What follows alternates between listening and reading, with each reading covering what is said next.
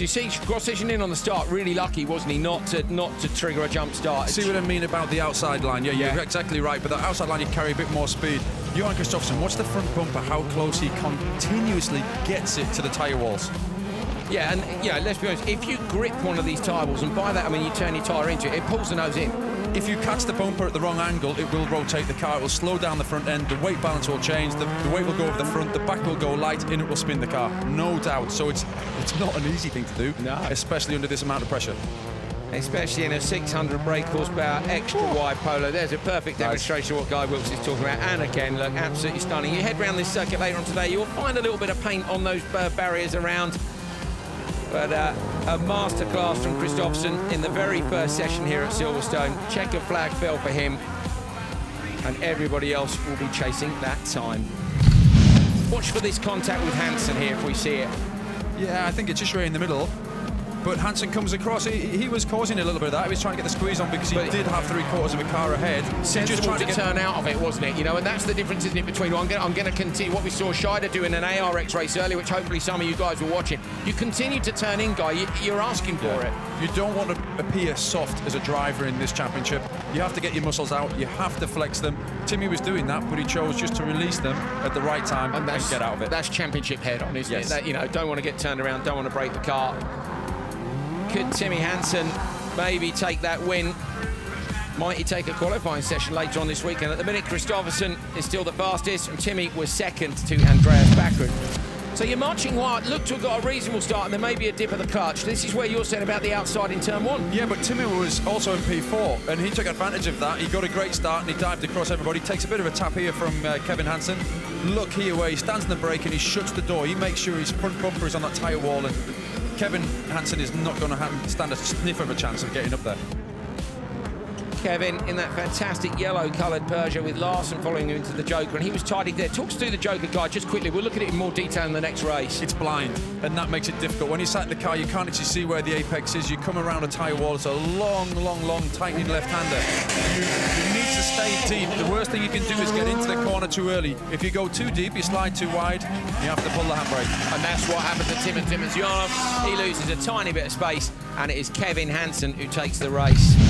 Well, let's take another look at this. Good start from Andrew Jordan, but yet again, P5.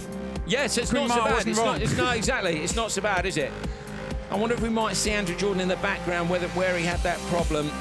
We think it might have been over the jump, but there was a bit of spinning and all sorts going on. Markland span on the last lap after the jump as well, so let's see. So that was the first lap Joker from these guys. See how much the dirt is clearing up. Here's extra. Was this Andrew Jordan over the jump? Oh, it's a massive landing. But he didn't seem to have broken it there, look, but is there a nudge? Yeah, I think he's hooked the tyres maybe. What do you think? It's hard to tell. I don't think it was close to him. I think something broke in the middle of the corner maybe. That was front left the bumper actually. Okay, well, not sure then. We'll try and find out from Andrew. Look how accurate that was. And if we see Ekstrom's Joker lap again, you heard it from Guy Wilkes. Let's see, are we on board with him now for it? This was certainly the run into it.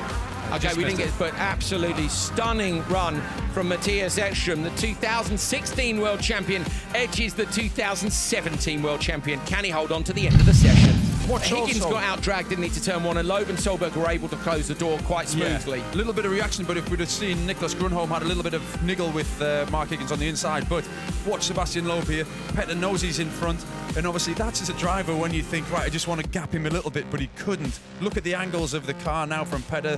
Complete opposite from Sebastian, like he used to drive. Rather, look at the grip out of that Peugeot. If there was, yeah, exactly. That Peugeot looks so good, so well balanced. It's launching out of the corners, isn't it? I mean, it looks absolutely fantastic. So, I've never seen lateral grip out of a car like that in Rallycross. You know, it's coming good. Obviously, the Cooper tyres underneath that Peugeot are working damned hard, but they are working.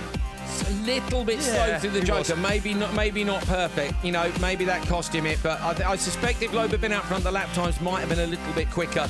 But Peugeot are on fire this year. We know that. They took the win at the last one, but Solberg has struck back in the final race of Q1.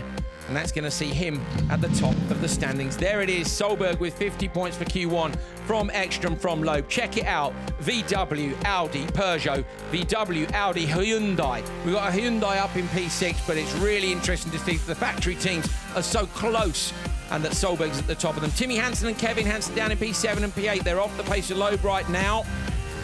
Timothy Mazionov, Mark Higgins for the Brits is in P10. The home crowd will enjoy that. Kevin Eriksson is going to be in 11th.